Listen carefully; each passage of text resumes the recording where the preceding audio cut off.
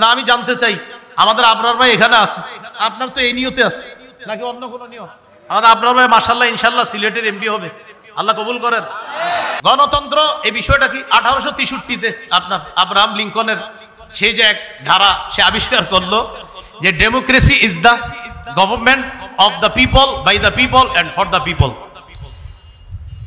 গণতন্ত্র হলো এমন একটা শাসন ব্যবস্থা যেখানে জনগণের উপর, জনগণের মাধ্যমে জনগণের ক্ষমতা চলবে, অর্থাৎ যেই নিয়ম নীতিতে জনগণের শাসন চলবে, জনগণের আইন চলবে, এটাই গণতন্ত্র।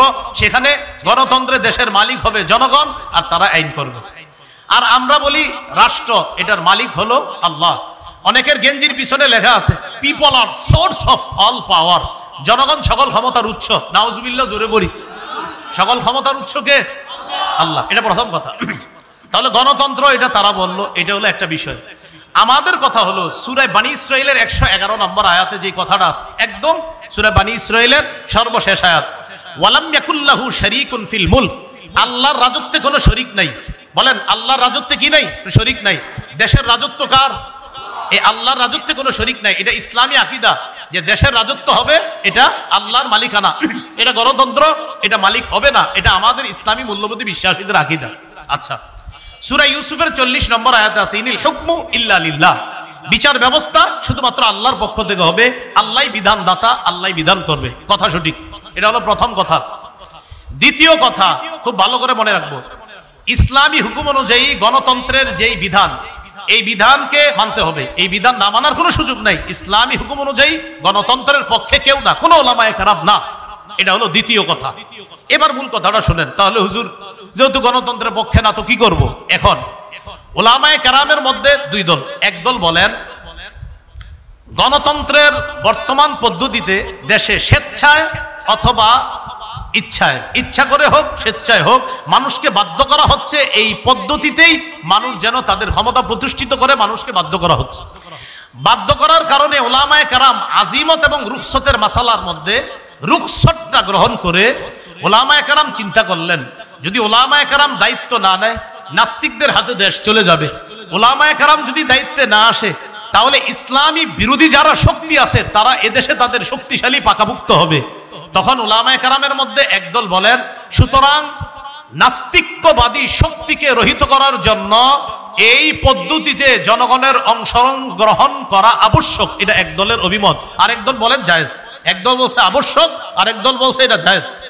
এই পদ্ধতিতে অংশগ্রহণ করে নাস্তিক্যবাদের বিরোধিতা করা এবং আল্লাহর হুকুম পৃথিবীতে প্রতিষ্ঠিত করার জন্য চেষ্টা করা। 10টি মৌলিক গুণের অধিকারী হতে হবে যিনি আমাদের দায়িত্বশীল হবেন।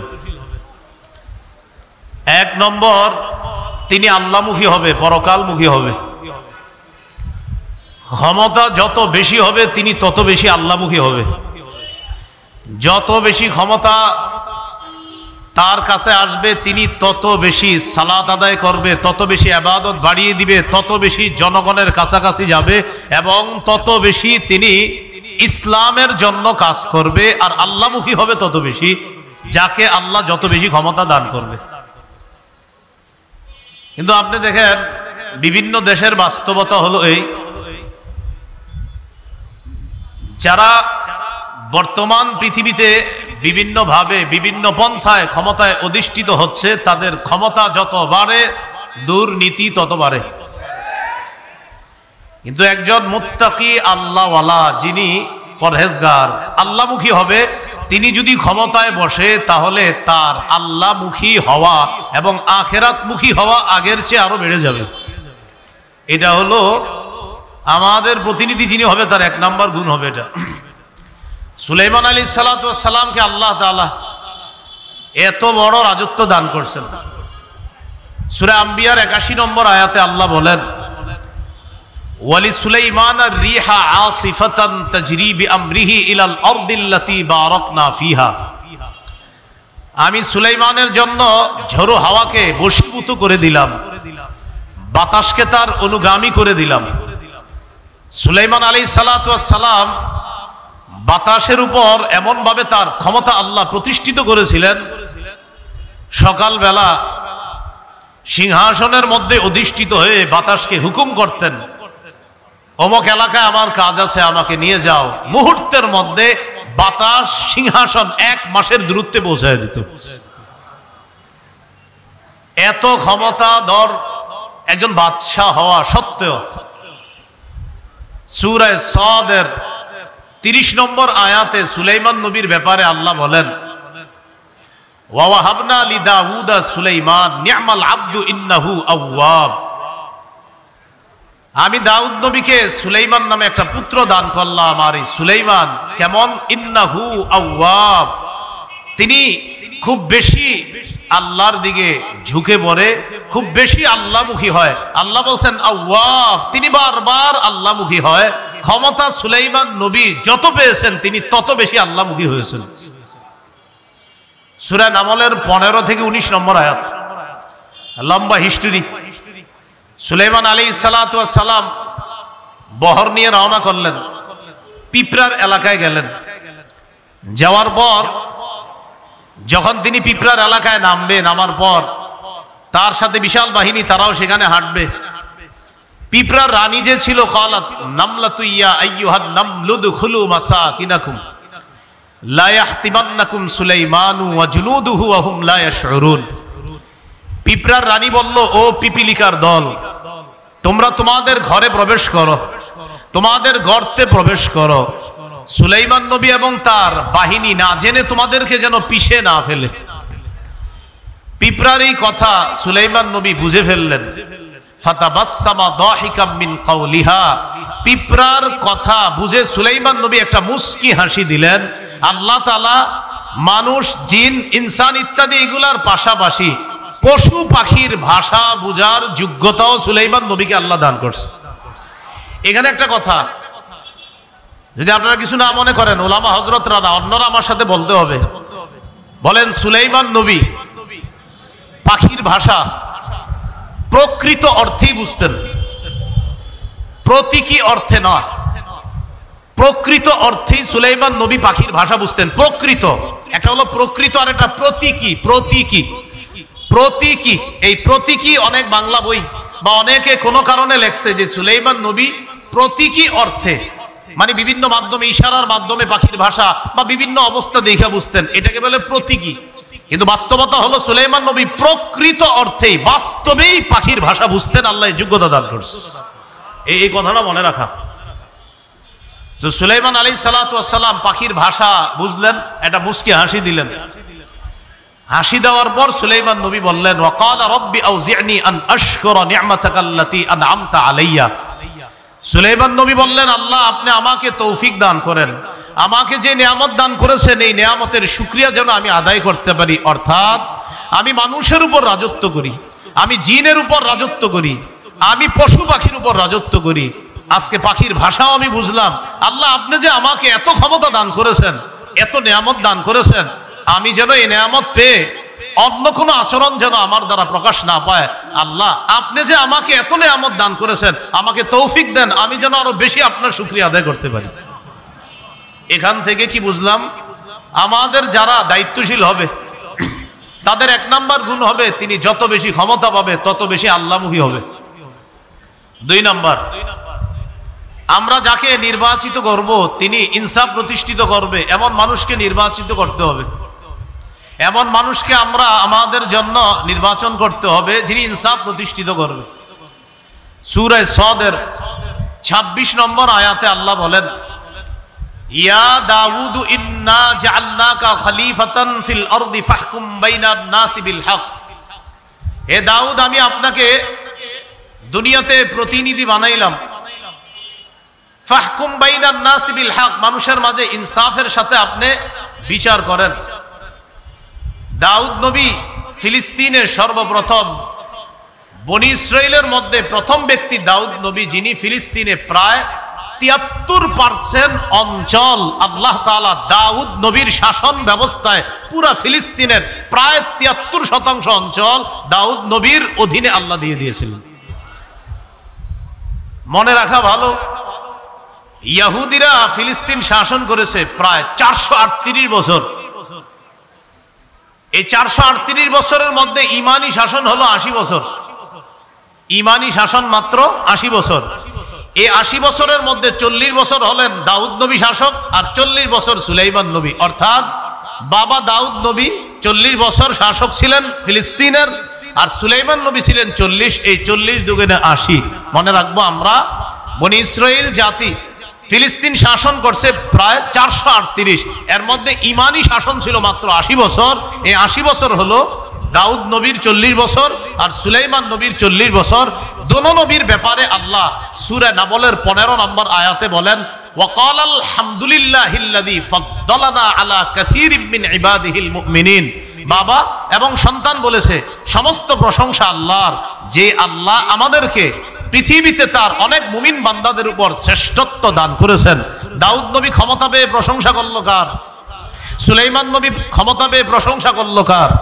তো দাউদ নবীকে আল্লাহ বলছেন, দাউদ ফাহকুম বাইনান নাসি বিল হক, আপনি মানুষের মাঝে ইনসাফের সাথে ফয়সালা করবেন, বিচার করবেন। এটা হলো আমাদের যিনি প্রতিনিধি হবে তার 2 নম্বর গুণ হবে এটা। সহিহ বুখারীর বর্ণনা 6788 নম্বর হাদিস। এই হাদিস লিখে রাখার মতো, মনে রাখার মতো, গর্ব করে সারা পৃথিবীতে বলার মতো। মক্কার আরবের একটা গোত্র আছে না মাকজুমি গোত্র। এই গোত্রের এক নারী চুরি করছে, নাম হলো ফাতেমা।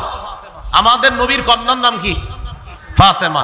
আর মক্কার এক সম্ভ্রান্ত বংশের এক নারী চুরি করছে, তার নামও কি? ফাতেমা। এই বিষয়টা কুরাইশদের বড় বড় নেতাদেরকে ভাবায়া তুলল। চুরির বিচার হলো হাত কাটা। এখন তো এই সম্ভ্রান্ত বংশীয় নারী ফাতেমার হাত কাটা হবে। নবীর কাছে বলে দেখি একটু বিচারটা শিথিল করা যায় কিনা। নাউজুবিল্লাহ পড়েন। বড় বড় সাহাবীদেরকে এই বিষয়টা জানাইলো। জানানোর পর সাহাবায়ে কেরাম চিন্তা করলো নবীর কাছে এই ব্যাপারে কে কথা বলতে পারে। হাদিসের ভাষ্য হলো, মাইয়াস্তারি আলাইহি ইল্লা উসামা ইবনে যায়েদ হিব্বু রাসূলিল্লাহ সাল্লাল্লাহু আলাইহি ওয়াসাল্লাম। আল্লাহ রাসূল তার নাতি উসামা ইবনে যায়েদ, মানে পালক পুত্র যায়েদ ইবনে হারেসার সন্তান উসামা, এই উসামাকে নবী খুব ভালোবাসতেন। হাদিসে আসছে হিব্বু রাসূলিল্লাহ, নবীর খুব আস্থাভাজন, ভালোবাসার মানুষ। তো সাহাবায়ে কেরাম বলল, এই ব্যাপারে নবীর সাথে আমরা কেউ দুঃসাহস দেখাইতে পারবো না কথা বলার জন্য। উসামা পারে নবীর কাছে গিয়ে কথা বলতে, কারণ নবী উসামাকে খুব ভালোবাসে। উসামা ইবনে যায়েদ রাদিয়াল্লাহু তাআলা নবীজির কাছে গেলেন। যাওয়ার পর বললেন, এমন এমন ঘটনা, ফাতেমা নামে এক সম্ভ্রান্ত বংশীয় নারী চুরি করছে, এখন তার বিচারটাকে একটু শিথিল করা যায় না? নবীজি বুঝতে পারছে যে বড় বড় বয়স্করা আমার কাছে আসার সাহস না পেয়ে এই ছোট্ট উসামাকে আমার কাছে পাঠাইছে। নবীজি বাহিরে আসলেন। আসার পর একটা ভাষণ দিয়ে বললেন, শোনো, ওই রবের কসম যার হাতে আমার জান, আল্লাহর কসম, লাউ আন্না ফাতিমাতা বিনতা মুহাম্মাদিন সারাকাত লাকাতা মুহাম্মাদুন ইয়াদাহা। আল্লাহর কসম, আমি নবী মুহাম্মদের কন্যা ফাতেমা যদি আজকে চুরি করত, ওই বংশীয় নারী ফাতেমা চুরি না করে আমি নবী মুহাম্মদ আমার মেয়ে ফাতেমা যদি চুরি করত, তাহলে আমি নবী মুহাম্মদ আমার কন্যা ফাতেমার হাত কেটে দিতে আমি মোটেই দস্তবোধ করতাম না। আল্লাহর বিধান আমার কন্যার উপরে আমি প্রয়োগ করতাম। এটা হলো মুসলিম শাসকের 2 নম্বর বৈশিষ্ট্য হবে, তিনি ইনসাফ প্রতিষ্ঠিত করবে। এখন ইনসাফ প্রতিষ্ঠিত করার সময় আপনি যখন ইনসাফ প্রতিষ্ঠিত করবেন, যেই মাত্র বিচারটা করবেন তখনই দেখলেন সে তো আমার আত্মীয় লাগে, আর বিচার আপনি শিথিল করে ফেললেন। এটা ইসলাম শিক্ষা দেয় না। এই জন্য ইসলামী শাসন ব্যবস্থায় যিনি মুসলিম শাসক মুসলমানদের প্রতিনিধিত্ব করবেন, তার 2 নম্বর গুণ হবে তিনি ইনসাফ প্রতিষ্ঠিত করবে সমাজে। এই জন্য আমরা এমন কাউকেই জনপ্রতিনিধি নির্বাচিত করব যার সিনায় কোরআন আছে, যার সিনায় হাদিস আছে, যিনি কোরআন হাদিস অনুযায়ী আমাদের মাঝে ইনসাফ ভিত্তিক একটা রাষ্ট্র ব্যবস্থা আমাদেরকে উপহার দিতে পারবো। মনে থাকবে তো সবার ইনশাআল্লাহ? 3 নম্বর, অন্যায়ের পথ পরিহার করে ন্যায়ের পথ চলা। অন্যায়ের পথ পরিহার করে ন্যায়ের পথে চলা। আরেকটু সুন্দর বাংলা, ফাসাদের পথ পরিহার করে সংশোধনের পথে চলা। ফাসাদের আরবি হলো ইফসাদ, মানে ফাসাদ সৃষ্টি করা, আর সংশোধন করার আরবি হলো ইসলাহ। যিনি আমাদের প্রতিনিধি হবে তার 3 নম্বর বৈশিষ্ট্য হবে তিনি ইফসাদের পথ পরিহার করে ইসলাহের পথে চলবে। সূরা আরাফের 142 নম্বর আয়াত। মুসা আলাইহিস সালাতু ওয়াস সালামকে আল্লাহ ডাকলেন তাওরাত কিতাব দেওয়ার জন্য। মুসা নবী যখন তাওরাত কিতাব আনতে গেলেন, তার ভাই হারুন নবীকে তিনি তার প্রতিনিধি বানিয়ে গেলেন। ওয়াকালা মুসা লিআখিহি হারুন আখলুফনি ফি কওমি ওয়া আসলিহ ওয়া লা তাত্তাবি' সাবিলাল মুফসিদিন। মুসা নবী তার ভাই হারুন নবীকে বললেন, ভাইজান আপনি আমার প্রতিনিধি হবেন, এখন আপনি জাতির মাঝে আপনি দায়িত্ব পালন করবেন, তাদের মাঝে আপনি সংশোধনের পথে চলবেন, ইসলাহের পথে চলবেন, ইফসাদের পথে চলবেন না। তাদের মাঝে আপনি ইসলাহ করে দিবেন, তাদের মাঝে কোনো ঝগড়া বিবাদ হলে এটা আপনি মিটিয়ে দিবেন, অর্থাৎ আপনি সংশোধনের পথ বেছে নিবেন, ইফসাদের পথ বেছে নিবেন না। কিন্তু আমাদের দেশের মধ্যে যদি এমন হয় যে উলামায়ে কেরাম এবং ইসলামী মূল্যবোধে বিশ্বাসী তাওহীদি জনতা তারা যদি আমাদের দেশে ইনসাফ কায়েম করতে চায়, আমাদের দেশে যদি তারা সত্য প্রতিষ্ঠিত করতে চায়, এই সত্যের বাধা দেওয়ার নাম হলো ইফসাদ, আর ওই বাধাকে প্রতিহত করার নাম হলো ইসলাহ। সত্য এটা যদি কেউ বাধা দেয়, এই বাধা দেওয়ার নাম ইফসাদ। মনে করেন এখানে আজকে জাতীয় উলামা মাশায়েখ আইম্মা মাশায়েখ কর্তৃক যে একটা আয়োজন হলো, এখানে সত্য প্রতিষ্ঠিত করার জন্য চেষ্টা করা হচ্ছে, এই চেষ্টায় বাধা দেওয়ার নাম ইফসাদ, মানে ফাসাদ সৃষ্টি করা, আর এই ফাসাদকে প্রতিহত করার নাম ইসলাহ, মানে সংশোধন করা। অতএব উলামায়ে কেরাম যখন মাঝে মাঝে বিভিন্ন দাবি দাওয়া নিয়ে সোহরাওয়ার্দী উদ্যান সহ আমাদের দেশের বিভিন্ন জায়গায় বিশাল বড় কোনো আয়োজন করে এবং তারা যখন কোনো দাবি দাওয়া পেশ করে, বুঝতে হবে ইসলামী মূল্যবোধে বিশ্বাসী তাদের দাবি এটা সত্যের পক্ষের দাবি। এই সত্যের বিরোধিতা করার নাম ফাসাদ সৃষ্টি করা, আর আমরা এটাকে প্রতিহত করব, এটার নাম হলো সংশোধন করা। এই হলো 3 নাম্বার। 4 নাম্বার যিনি আমাদের প্রতিনিধি হবে, তার 4 নাম্বার বৈশিষ্ট্য, তিনি শিষ্টের লালন করবে, দুষ্টের দমন করবে। এই কথাটা মনে রাখবেন। আমাদের যিনি প্রতিনিধি হবে তার 4 নাম্বার বৈশিষ্ট্য, ভালোকে লালন করবে, খারাপকে দমন করবে। কিন্তু আমরা এই বাংলাদেশের পরিস্থিতি এবং বাস্তবতা এবং সত্য কথা, আমাদের কথাগুলা অনেক দূর পর্যন্ত যাওয়া দরকার। আমরা দেখি আমাদের দেখে ভালো যারা তাদেরকে দমন করা হয়, আর খারাপ যারা তাদেরকে লালন করা হয়। অথচ উচিত কি? ভালোকে লালন করা, খারাপকে দমন করা। উলামায়ে কেরাম ইসলামী মূল্যবোধে বিশ্বাসী তাওহীদি জনতা, এরা হলো ভালো, এদেরকে লালন করতে হবে। এদেশে 90 ভাগের বেশি মুসলমান। এই মুসলমানের স্বাধীন দেশে সবচাইতে পরাধীন মনে করা হয় মুসলমানদেরকে। যদি পরাধীন মনে করা না হতো, তাহলে মুসলমানদের বিভিন্ন ইস্যুতে তাদের দাবি দেওয়া সবচাইতে গুরুত্ব দিত। কারণ পার্সেন্ট হিসাবে এই দেশে কারা বেশি, তো এরপরও আমাদের দাবি দেওয়ার মূল্যায়ন করা হচ্ছে না। কিছু কিছু ক্ষেত্রে এমন মনে হয় যেন আমাদের কথাগুলো কানেই নেয় না, যে তোমাদের যা মন চায় করো আর আমি যা মন চায় করব না। এই জাতীয় কোনো কর্মকাণ্ড ভবিষ্যতে চলতে দেওয়া যায় না, উচিত না। উলামায়ে কেরাম যে কোনো কাজে কর্মে এবং অন্যায়, উলামায়ে কেরাম যদি আমাদেরকে যে কোনো জায়গায় আহ্বান করে স্বতঃস্ফূর্তভাবে, টুপি দাড়িওয়ালা সহ অন্য মুসলিম ইসলাম যারা আছে, ইসলামী মূল্যবোধে বিশ্বাসী সকলকে নিয়ে কারা কারা ইনশাল্লাহ আমরা তাদের আহ্বানে সাড়া দিতে রাজি আছি? ইনশাল্লাহ রাজি আছি তো সবাই ইনশাল্লাহ?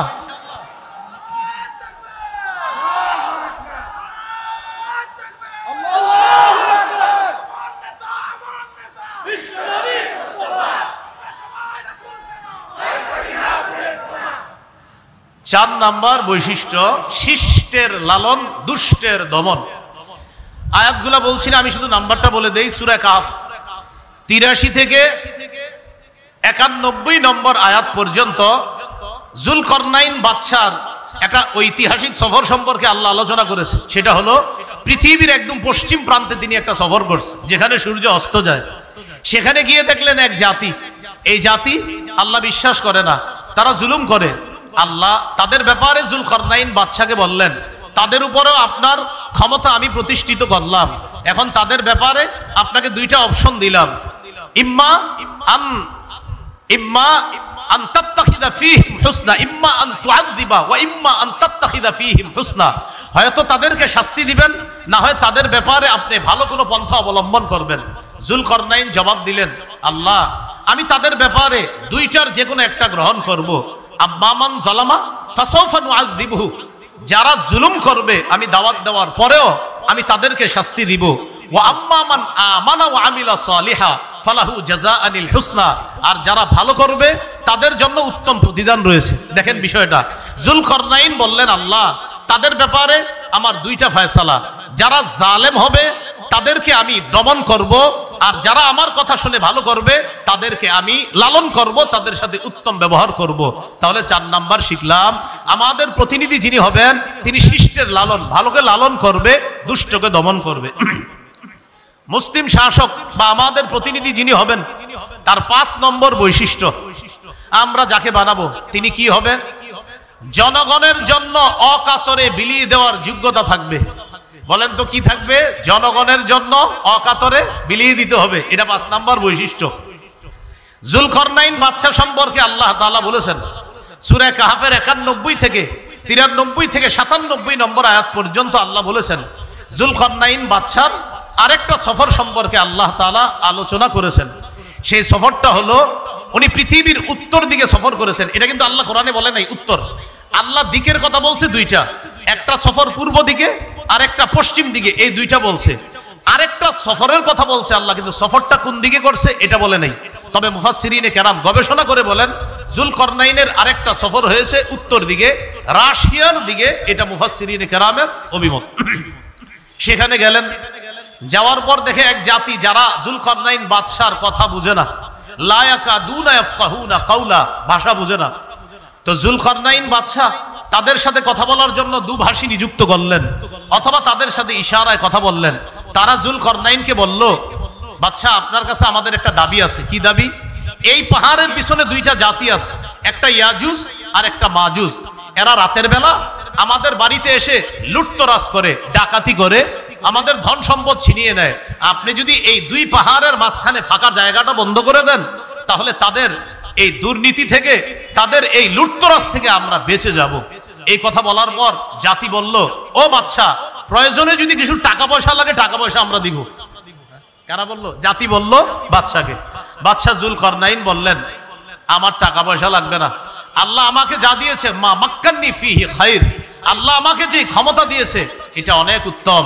আইনুনি বিকুওয়া, তোমরা আমাকে একটু সহযোগিতা করবা, এই দেয়াল দেওয়ার জন্য, প্রাচীর নির্মাণ করার জন্য তোমরা আমাকে একটু সহযোগিতা করবা, আর যা যা লাগবে এগুলা সব আমি নিজস্ব অর্থায়নে সব কিছু আমি এনে দিব, তোমরা শুধু একটু বহন করে নিয়ে আসবা।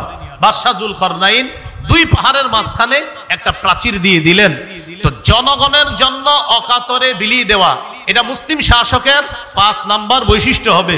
বিষয়টি যেন এমন না হয় কথার কথা আপনি লাইনের গ্যাস বন্ধ করে দিলেন, একটা কথার কথা, আমাদের দেশ গ্যাসের গনি না, হ্যাঁ, আপনি লাইনের গ্যাস বন্ধ করে দিয়ে বোতলের গ্যাস চালু করলেন, চালু করার পরে এটার দাম নির্ধারণ করলেন 600 টাকা, কিন্তু বাজারে আসলো 1400-1500 টাকা, এমনি বলতেছি কথার কথা। তো ভাই 1500 কিভাবে হলো? 600 হলো মূল দাম, এরপরে 1 টাকা পায় ওমকে, আরেক টাকা ওমকে, আরেক টাকা তোমকে, এইভাবে ওমকে আর তুমকে যারা পায় আর যারা নেয়, এই জাতীয় কাউকে যদি আবার প্রতিনিধি নির্বাচন করা হয়, তাহলে রডের পরিবর্তে আবারও বাঁশ পাওয়া যাবে। এটা মাথায় রাখতে হবে, বাস্তব। একটু কথাগুলো বুঝতেছেন তো? তাহলে 5 নাম্বার, জনগণের জন্য অকাতরে বিলিয়ে দিবে, এটা 5 নাম্বার বৈশিষ্ট্য, আমরা যাকে প্রতিনিধি নির্বাচন করব। 6 নাম্বার বৈশিষ্ট্য, প্রতিনিধি যিনি হবে আমাদের, তিনি কিছু করতে পেরে বলবে আলহামদুলিল্লাহ, এটা আমার রবের দয়া, এটা বলবে। যিনি করতে পারবে, বাস, তিনি কোনো অহংকার করবে না, মানে কিছু করার পরে বলবে আমি এই করলাম সেই করলাম, মানে আপনি আপনার বাপের টাকা দিয়ে করছেন তো আমাদের টাকা দিয়ে করছেন, এগুলা বলা যাবে না। যে আমি এত কিছু করছি, এগুলা বলা যাবে না। বলতে হবে আল্লাহ আমারে তৌফিক দিয়েছে তাই আমি করেছি, এটা বলতে হবে। যদি কেউ কিছু করার পর বলে আমি এটা করেছি সেটা করেছি, এই কথাগুলা অহংকার প্রদর্শন প্রকাশ পাবে। আর অহংকার যখন প্রকাশ পাবে তখন পতন এমন ভাবে হবে, যার পতন হবে তিনি নিজেও বুঝবে না কিভাবে পতন হয়ে যাবে। খুব সাবধান, আল্লাহ আমাদেরকে হেফাজত করেন। তো 6 নাম্বার, প্রতিনিধি কিছু করতে পেরে তিনি কার শুকরিয়া আদায় করবে? আল্লাহ, যে আল্লাহ দিস। সূরা কাহফের 98 নম্বর আয়াতে আছে, জুলকরনাইন ওই দেয়াল করে দেওয়ার পর বলছে হাযা রাহমাতুম মির রাব্বি, এটা আমার রবের অনুগ্রহ, দয়া, আমার রব দয়া করছে তাই তোমাদের জন্য কিছু করতে পারছি। আমরা যাকে প্রতিনিধি নির্বাচন করব তার 7 নাম্বার বৈশিষ্ট্য, তিনি রক্ষণাবেক্ষণ এবং অর্থনীতিতে পারদর্শী হতে হবে। রক্ষণাবেক্ষণ এবং অর্থনীতি, আমাদের উপর একটা অভিযোগ উঠাইছিল যে ওলামায়ে কেরাম কি অর্থনীতি বুঝে? এরকম মাওলানা হওয়ার 2 বছর আগে আমাদের কওমি মাদ্রাসার ছাত্ররা অর্থনীতির ব্যাপারে পোকা হয়ে যায়, অর্থনীতি শুধু বুঝে না। মাওলানা হওয়ারও 2 বছর আগে আমাদের কওমি মাদ্রাসার ছাত্রদেরকে অর্থনীতি খাওয়ায়া দেওয়া হয়। একটু মনে রাখবেন। হ্যাঁ, আমরা একটা অর্থনীতি, সেটা হলো এটার বিরোধিতা করি, এই জন্য মনে করে আমরা বুঝি না। সেটা কি? সুদ ভিত্তিক অর্থনীতির বিরোধিতা আমরা করি।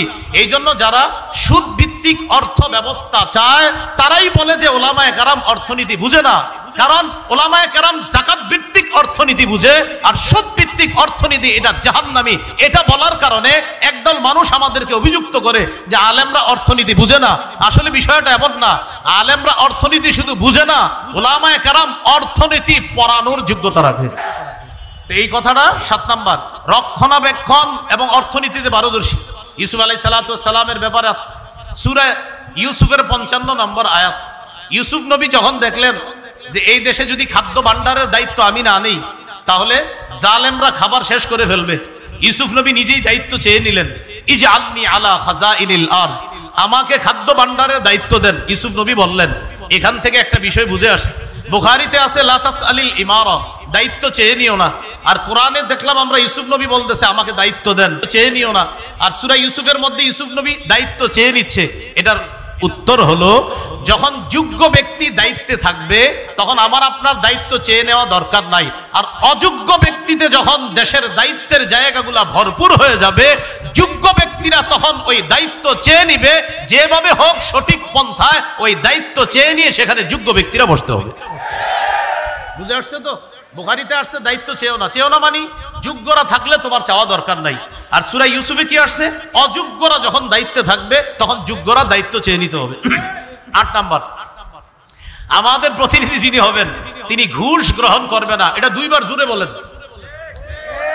জোরে বলেন সবাই। কি 2 বার কি গ্রহণ করবে না? আবার বলেন, কি গ্রহণ করবে না? হ্যাঁ, এটা এরকম লোক আমরা প্রতিনিধি বানাতে হবে। সূরা নামলের 35-36 নম্বর আয়াত। রানী বিলকিস সুলাইমান নবীর কাছে হাদিয়া পাঠাইছে। হাদিয়া কেন পাঠাইছে? তাফসীরের কিতাবে আসছে। রানীর উদ্দেশ্য হলো, সুলাইমান নবী যদি হাদিয়া পাওয়ার পর চিন্তা করে এত কিছু দিল, যাক এই মহিলারা আর কিছু বলবো না। তো রানীর উদ্দেশ্য হলো সুলাইমান নবী তার রাজত্বে নিয়ে থাকবে, আর আমি আমার রাজত্বে আমি রানীগিরি করব। এই জন্য হাদিয়া পাঠাইছে। সূরা নামলের 35-36 নম্বর আয়াতে আছে। তো রানীর ওই কথাগুলো সেখানে আছে, দেখবেন খুব সুন্দরভাবে। ইন্নী মুরসিলাতুন ইলাইহিম বিহাদিয়্যা ফানাযিরাতুম বিমা ইয়ারজিউল মুরসালুন, আমি তার কাছে উপঢৌকন পাঠাবো, দেখি হাদিয়া পাঠানোর পর তার রিঅ্যাকশনটা কি হয় দেখবো। তো রানীর উদ্দেশ্য হলো যদি হাদিয়া গ্রহণ করে তাহলে বুঝবো যাক উনি ওনার রাজত্ব নিয়ে থাকবে, আমি আমারটা। আসলে রানীর উদ্দেশ্য সেটা হাদিয়া ছিল না, হাদিয়ার নামে ঘোষ পাঠানো ছিল। এই জন্য ঘোষ কাকে বলে? একটা হলো হাদিয়া, আর একটা ঘোষ। ঘোষ মানি, ভাই ভালো আছেন আপনি? ঠিক আছেন তো? এই ঠিক আছেন তো মানে আপনি কিছু করেন না, আপনি আপনার জায়গায় থাকেন, আমার জায়গায় রাখেন, আমি এই এলাকাটা দেখভাল করব। আর আপনার এটারে হাদিয়া, এটা ঘোষ, এটা হলো ঘোষ, এটা ঘোষ, এটা হাদিয়া না, এটা উপহার না। দিয়ে বলে কি বাসায় কিছু নিয়ে যান, কিছু খায়েন। বলে আমি কি করব? আর না কিছু খায় না, আর আমার জিনিসটা একটু খেয়াল রাখেন। এই যে খেয়াল রাখেন বলাটা, তখন আর এটা হাদিয়া না, এটা ঘোষ হয়ে যায়। এলো 8 নাম্বার। 9 নাম্বার, আমরা যাকে প্রতিনিধি নির্বাচন করব তিনি আমানতদার হবে। কি হবে ভাই? আমানতদার হবে। সূরা নিসা 58 নম্বর আয়াতে আল্লাহ বলেন, ইন্নাল্লাহা ইয়া'মুরুকুম আন তু'আদ্দুল আমানাতি ইলা আহলিহা, আল্লাহ তোমাদেরকে আদেশ করেন তোমরা আমানত যথাযথ জায়গায় পৌঁছে দাও। সহিহ বুখারীর বর্ণনা, রাসূলুল্লাহ সাল্লাল্লাহু আলাইহি সাল্লামকে প্রশ্ন করা হলো, হুজুর কিয়ামত কবে? নবীজি সাল্লাল্লাহু আলাইহি সাল্লাম বললেন, ইদা ফুসিদাল আমরু ইলা গায়রি আহলি ফান্তাজিরিস সাআ, যখন দায়িত্ব অযোগ্য ব্যক্তিকে দেওয়া হবে তখন কিয়ামতের অপেক্ষা করো। এটা একটা বর্ণনা। আরেক বর্ণনায় রাসূল সাল্লাল্লাহু আলাইহি সাল্লাম বললেন, ইদা তুইয়াতিল আমানা ফান্তাজিরিস সাআ, যখন আমানত গুটিয়ে দেওয়া হবে, আমানত উঠিয়ে দেওয়া হবে তখন কিয়ামতের অপেক্ষা করো। সাহাবায়ে কেরাম প্রশ্ন করলেন, কাইফা ইদাআতুহা ইয়া রাসূলুল্লাহ, হুজুর আমানত কিভাবে উঠিয়ে নেওয়া হবে? নবী বললেন, ইদা উসনিদাল আমরু, আরেক বর্ণনা ইদা বুসিদাল আমরু ইলা গায়রি আহলি, যখন অযোগ্য ব্যক্তিকে দায়িত্ব দেওয়া হবে, এই অযোগ্যকে দায়িত্ব দেওয়া মানে আমানত উঠিয়ে নেওয়া। এখানে একটা বাংলা মনে রাখবেন, যোগ্য ব্যক্তিকে যোগ্যতার আসনে বসানো এটা আমাদের জন্য আমানত, আর যোগ্য ব্যক্তি যোগ্যতার আসনে বসে আমাদের অধিকারগুলা সংরক্ষণ করা এটা ওই দায়িত্বশীল ব্যক্তির জন্য আমানত। আবার বলছি, যোগ্য ব্যক্তিকে যোগ্যতার আসনে বসানো এটা আমাদের জন্য আমানত, আর তিনি ওই আসনে বসে আমাদের অধিকারগুলো যথাযথভাবে আদায় করা এটা তার জন্য আমানত। সর্বশেষ যিনি আমাদের প্রতিনিধি হবে তার গুণ হবে তিনি কোরআন সুন্নাহ অনুযায়ী বিচার করবে। সূরা মাইদা 48, সূরা মাইদা 49, সূরা মাইদা 50 এই আয়াতগুলোর মধ্যে আছে ইন্না আনজালনা ইলাইকাল কিতাবা বিল হক, আমি আপনার কাছে কোরআন দিয়েছি, এই কোরআন এটা দিয়েছি, এটার মাধ্যমে আপনি বিচার করবেন, সঠিকভাবে বিচার করবেন। শেষের দিকে আছে আফা হুকমাল জাহিলিয়াতি ইয়াবগুন, তারা কি জাহিলি আইন চায়? ওমান আহসানু মিনাল্লাহি হুকমাল, আল্লাহর চাইতে শ্রেষ্ঠ উত্তম বিচারক আর কে হতে পারে? এই জন্য আমরা যদি আমাদের বাংলাদেশে আল্লাহর আইন বাস্তবায়ন করতে চাই, আল্লাহর কসম সত্যি বলছি, আমাদের একজন যোগ্য, চার কাজের যোগ্যতা রাখে, 10 গুণে মৌলিক গুণান্বিত এমন কোন ব্যক্তিকে আমাদের দেশের দায়িত্ব দিতে হবে। তাহলে ইনশাল্লাহ এদেশে সংসদ চলবে কোরআন অনুযায়ী, এদেশের বিভিন্ন পার্লামেন্ট চলবে কোরআন অনুযায়ী। আল্লাহর কসম আমরা স্বপ্ন দেখতেছি যে 90% মুসলমানের দেশ, এটা তো একটা স্বাভাবিক বিষয়। এদেশের সংসদ চলবে কোরআন অনুযায়ী, এদেশের বিচার ব্যবস্থা চলবে কোরআন অনুযায়ী। মানে এটা এমন কোনো কথা না যে হুজুর এটা কোনো কথা না, এটা তো সাধারণ কথা। 90% মুসলমানের দেশ, বলেন কি অনুযায়ী দেশ চলবে? সংসদ কি অনুযায়ী হবে? কোর্ট কি অনুযায়ী হবে? এটা তো একটা স্বাভাবিক বিষয়, মনে থাকবে তো ইনশাল্লাহ। এটা হলো আমার প্রথম বিষয়। আমরা এর থেকে 2 মিনিট চেয়ে নিচ্ছি। দ্বিতীয় আরেকটা বিষয় দিছে আমারে যে নির্বাচনের শরীয়ী পদ্ধতি কি, আমি শুধু একটু বলছি। আমি জানি আপনারা এখানে অনেকে আছেন যে হযরত গণতন্ত্র, এই তো বিষয়টা। আচ্ছা একটু মন দিয়ে শোনেন 2 মিনিট। আচ্ছা গণতন্ত্র এই বিষয়টা কি? 1863-তে আপনার আব্রাহাম লিঙ্কনের সেই যে এক ধারা সে আবিষ্কার করলো যে democracy is the government of the people, by the people and for the people. গণতন্ত্র হলো এমন একটা শাসন ব্যবস্থা যেখানে জনগণের উপর, জনগণের মাধ্যমে জনগণের ক্ষমতা চলবে, অর্থাৎ যেই নিয়ম নীতিতে জনগণের শাসন চলবে, জনগণের আইন চলবে, এটাই গণতন্ত্র। সেখানে গণতন্ত্রে দেশের মালিক হবে জনগণ আর তারা আইন করবে। আর আমরা বলি রাষ্ট্র, এটার মালিক হলো আল্লাহ। অনেকের গেঞ্জির পিছনে লেখা আছে পিপল আর সোর্স অফ অল পাওয়ার, জনগণ সকল ক্ষমতার উৎস। নাউজুবিল্লাহ, জোরে বলি, সকল ক্ষমতার উৎস কে? আল্লাহ। এটা প্রথম কথা। তাহলে গণতন্ত্র এটা তারা বললো, এটা হলো একটা বিষয়। আমাদের কথা হলো সূরা বানী ইসরাঈলের 111 নম্বর আয়াতে যে কথাটা আছে, একদম সূরা বানী ইসরাঈলের সর্বশেষ আয়াত, ওয়ালাম ইয়াকুল্লাহু শারীকুন ফিল মুলক, আল্লাহর রাজত্বে কোনো শরীক নাই। বলেন আল্লাহর রাজত্বে কি নাই? শরীক নাই। দেশের রাজত্ব কার? এই আল্লাহর রাজত্বে কোনো শরীক নাই। এটা ইসলামী আকীদা যে দেশের রাজত্ব হবে এটা আল্লাহর মালিকানা, এটা গণতন্ত্র, এটা মালিক হবে না। এটা আমাদের ইসলামী মূল্যবোধে বিশ্বাসীদের আকীদা। আচ্ছা সূরা ইউসুফের 40 নম্বর আয়াতে আছে ইনিল হুকমু ইল্লা লিল্লাহ, বিচার ব্যবস্থা শুধুমাত্র আল্লাহর পক্ষ থেকে হবে, আল্লাহই বিধানদাতা, আল্লাহই বিধান করবে। কথা সঠিক, এটা হলো প্রথম কথা। দ্বিতীয় কথা খুব ভালো করে মনে রাখবো, ইসলামী হুকুম অনুযায়ী গণতন্ত্রের যেই বিধান, এই বিধানকে মানতে হবে, এই বিধান না মানার কোনো সুযোগ নাই। ইসলামী হুকুম অনুযায়ী গণতন্ত্রের পক্ষে কেউ না, কোনো ওলামায়ে কেরাম না। এটা হলো দ্বিতীয় কথা। এবার মূল কথাটা শুনেন। তাহলে হুজুর যেহেতু গণতন্ত্রের পক্ষে না তো কি করব? এখন ওলামায়ে কেরামের মধ্যে 2 দল। এক দল বলেন গণতন্ত্রের বর্তমান পদ্ধতিতে দেশে স্বেচ্ছায় অথবা ইচ্ছায়, ইচ্ছা করে হোক স্বেচ্ছায় হোক, মানুষকে বাধ্য করা হচ্ছে, এই পদ্ধতিতেই মানুষ যেন তাদের ক্ষমতা প্রতিষ্ঠিত করে, মানুষকে বাধ্য করা হচ্ছে। বাধ্য করার কারণে ওলামায়ে কেরাম আজিমত এবং রুখসতের মাসালার মধ্যে রুখসতটা গ্রহণ করে ওলামায়ে কেরাম চিন্তা করলেন যদি ওলামায়ে কেরাম দায়িত্ব না নেয় নাস্তিকদের হাতে দেশ চলে যাবে। ওলামায়ে কেরাম যদি দায়িত্বে না আসে তাহলে ইসলামী বিরোধী যারা শক্তি আছে তারা এদেশে তাদের শক্তিশালী পাকাভুক্ত হবে। তখন উলামায়ে কেরামের মধ্যে একদল বলেন সুতরাং নাস্তিকবাদী শক্তিকে রহিত করার জন্য এই পদ্ধতিতে জনগণের অংশগ্রহণ করা আবশ্যক। এটা এক দলের অভিমত। আরেক দল বলেন জায়েজ। একদল বলছে আবশ্যক, আরেক দল বলছে এটা জায়েজ। এই পদ্ধতিতে অংশগ্রহণ করে নাস্তিকবাদের বিরোধিতা করা এবং আল্লাহর হুকুম পৃথিবীতে প্রতিষ্ঠিত করার জন্য চেষ্টা করা। আমি জানতে চাই আমাদের আবরার ভাই এখানে আছে, আপনার তো এই নিয়তে আছে নাকি অন্য কোনো নিয়ত? আমাদের আবরার ভাই মাশাআল্লাহ ইনশাআল্লাহ সিলেটের এমপি হবে, আল্লাহ কবুল করেন। যাই হোক, আবরার ভাইয়ের সাথে আমার ভালো পার্সোনাল সম্পর্ক, একটু মধুর, এই জন্য একটু হাসাহাসি করলাম। আপনারা আবার দোয়া করেন, অন্তর থেকে দোয়া করেন, আল্লাহ তৌফিক দান করেন। তো এখন এই পদ্ধতিতে জনগণ অংশগ্রহণ করবে, করার পর এখানে মনে রাখতে হবে চারটা কথা। বলেন, সাক্ষ্য, সুপারিশ, প্রতিনিধি, আমানত। সাক্ষ্য, সুপারিশ, প্রতিনিধি নির্বাচন, উকিল নির্বাচন, আমানত, এই চারটা কথা। এবার বলেন, ভোট মানি হলো সাক্ষ্য দেওয়া, সুপারিশ করা, উকিল নিযুক্ত করা, আমানত রক্ষা করা। আপনি যে কারো পক্ষে আপনি একটা কথা বলতেছেন যে আমি অমুককে প্রতিনিধি বানাবো, এই প্রতিনিধি বানানোর অর্থ হলো এক নাম্বার আপনি তার পক্ষে সাক্ষী দিতেছেন, আপনি তার পক্ষে সাক্ষী দিতেছেন। এই সাক্ষী আপনি তার পক্ষে এটা যে দিতেছেন এটা বুঝে শুনে আপনি তার পক্ষে সাক্ষী দিতে হবে, এটা হলো এক নাম্বার কথা। তো এই যে দ্বিতীয় নাম্বার কথা, সুপারিশ করা, সূরা নিসার 85 নম্বর আয়াতে আছে, মাইয়াশফা শাফাআতান হাসানা ইয়াকুল্লাহু নসিবুম মিনহা, যে সঠিক ব্যাপারে সুপারিশ করবে, সুন্দর সুপারিশ করবে, এটার সওয়াব সে পাবে। অমাইয়াশফা শাফাআতান সাইয়্যিআ, আর যে ব্যক্তি খারাপ ব্যাপারে সুপারিশ করবে, ইয়াকুল্লাহু কিফলুম মিনহা, সে এটার গুনাহের অংশও পাবে। এবার বুঝেন, একজন আল্লাহওয়ালা ব্যক্তি আর একজন খারাপ ব্যক্তি, একজন তাকওয়াবান মানুষ, তাকেও চাইলে আমি নির্বাচন করতে পারি, আর একজন খারাপ মানুষ তাকেও নির্বাচন করতে পারি।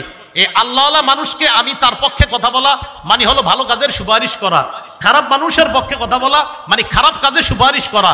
খারাপ কাজে যদি সুপারিশ করি কিয়ামতের ময়দানে আল্লাহর কাছে আমাকে দাঁড়াতে হবে। তাহলে এক নাম্বার সাক্ষ্য দেওয়া, আমি সাক্ষ্য দিচ্ছি। দুই নাম্বার আমি সুপারিশ করতেছি।